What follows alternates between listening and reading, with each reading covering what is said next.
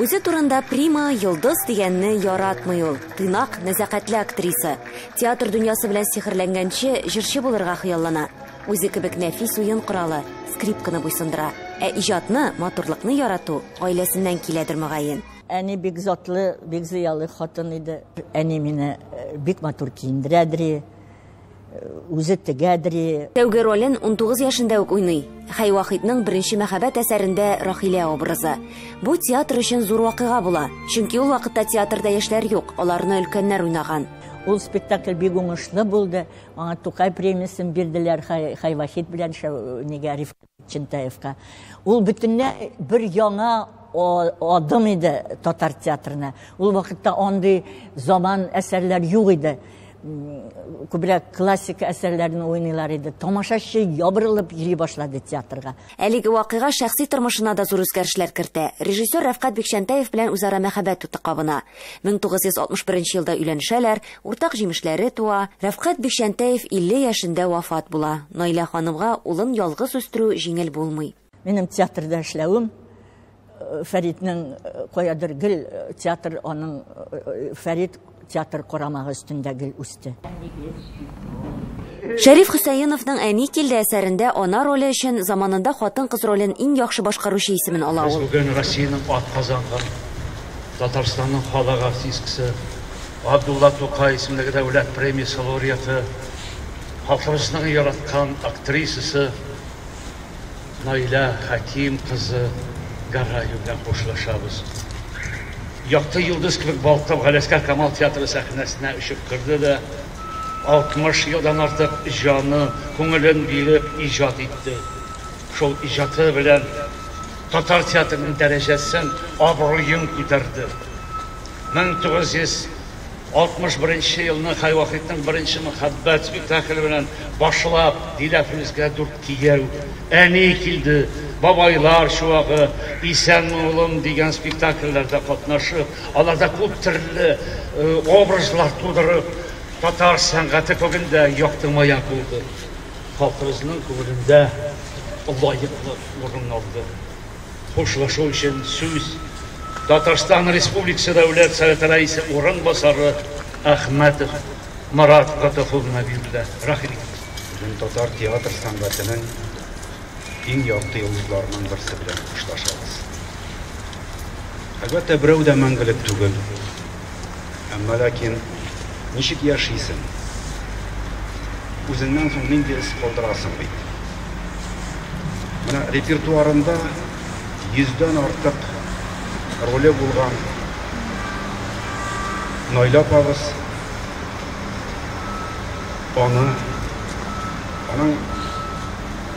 меңләгән, бәлки 100 меңләгән тугрылыклы тамашачылары һәм Камал сәхнәсендә озак еллар сагынып юксынып яшәр. Чөнки 60 елларны артык иҗат чорында ул бит театр белән бер җан, бер гаилә булып яшәгән.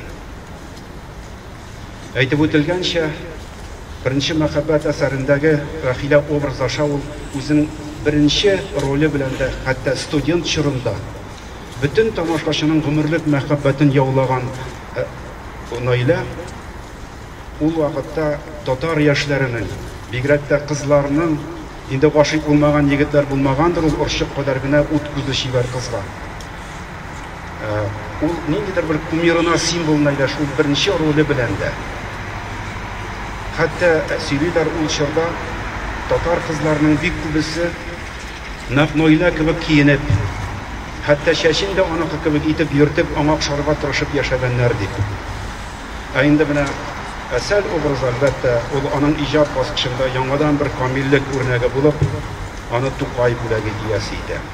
Аның аннан соңгы тудырган образларда, рольләрдә алар һәрберсе тормышның нәкъ үзе кебек. Инде 80нче елларда инде гомер уртасы җитәрәк дип әйтгәндә, андый халәтне һәрбер артистның язмышында була дип сөйлиләр. Инде төп рольләр берникадәр кимегәч тә Наилә апа югалып калмый. Ул укытырга күчә. Һәм бүген дә менә татар театрының бик күп театрларында аның шәкертләре уңышлы сәхнә тоталар. 80нче елларда инде Наилә апа яңадан үзенең сәхнә йолдызы икәнен кабат bütün dünyaga ишетерлек итеп раслый. Бүген Наилә аның традициясен, менә аның улы Фәрит Бикчәнтәев уңышлы дәвам итә. Әле сөйлиләр, хәтта Фәрит армияда хезмәт иткән вакытта аның күңелендә милли рухка ниндидер хилафлык кирмәсен шиндиптер инде. Наилә аңа даими рәвештә татар телендә газеталарны җибәрә торган булган дип. Һәм менә улын ничек итеп милли, җанлы, милли рухлы итеп тәрбияли алган. Безнең Камал сәхнәсе ул иң җаваплы сәхнә. Ул иң югары татар театры сәхнәсе. Ул милләтнең көзгесе. Һәм менә Фәрит Рафкатович әлбәттә бу сәхнәдә олы җаваплылык тоеп уңышлы, менә яңадан бер гаилә итеп туплап шушы коллективны бу эшне дәвам итә. Фәрит Рафкатович республикабызның президенты, республикабызның президенты Рөстәм Нургали улы Миңнеханов, Дәүләт Советы рәисе Фәрит Хәйрулла улы Мөхәммәтшин исеменнән сезнең үзегезнең, гаиләгезнең, туганнарыгызның тирән кайгысын уртаклашабыз. Сезнең бүгеннән авыр ятим, әнисез көннәр башлана.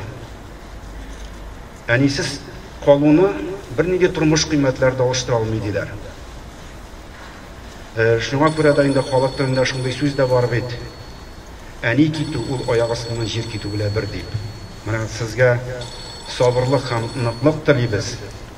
Әнигезнең рухы сезгә иҗат эшчәнлегегездә менә аның традицияларын матур дәвам итәргә көч-куәт бирсен. Инде Наилә апаның үзенең дә рухы шат булып, укыган дугалары, тоткан кыйбласы аңа җәннәт ишекләрен ачып итсен.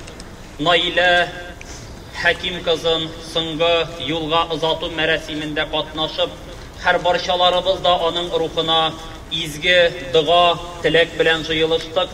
Аллаһ Раббымыз Наилә ханымның кылган изгелекләрен, игелекле гамәлләрен кабул кылып, гынахлы гамәлләре булса, киң рәхмәте белән гафулардан әйләсә иде. Аллаһ Субханаһу ва Тәгалә Коръән-и Кәримендә без бәндәләргә бер аятында булай дип җиткерә. Әстәгъизу биллаһи, әгъузу биллаһи минәш шәйтанир раҗим. Кулли нәфси зайкатул маут. Һәр бер тереклек иясе үлем ачысын татыр ди. Бу дөньяга килгән һәр бер тере зат бу якты дөньядан ахирәт дөньясына күчәр. Шушы көнгә әзер булып яшәгез ди.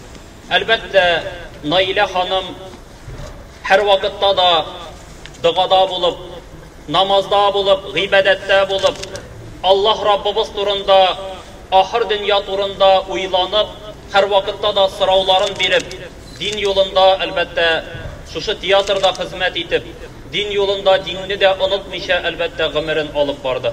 Аллаһ Раббыбыз һәр бер изгелекләрен, игелекле гамәлләрен кылган, гамәл гыйбадәтләрен киң рәхмәте белән кабул кылып, савапларына да ирешүләрен насиплардан кылса иде. Инна илейхи ва инна илейхи раҗиун. Эй Раббым, һәр барчаларыбызның да мөбарәк урында укылган җиназа гыйбадәтләребезне киң рәхмәтең белән кабул кылып, әҗр ва савапларын Наилә Хәким кызының рухына ирештереп, рухын шат әйләп, авыр туфрагын җиңел кылсаң иде. Һәр барчаларыбыздан разый бәхил булып, Раббым Аллаһ тыныч ятарга да үзең ярдәмчел кыл. Барасы урыннарын җәннәт бакчаларында әйләп, изгелекләрен арттырсаң иде. Раббана гафир ли ва ли валидайя ва лил муъминина яума якумул хисаб. Раббана атина фид дунья хасана ва фил ахирати хасанатан ва qina газабан нар برحمتك يا أرحم الراحمين. آمين. الله أكبر.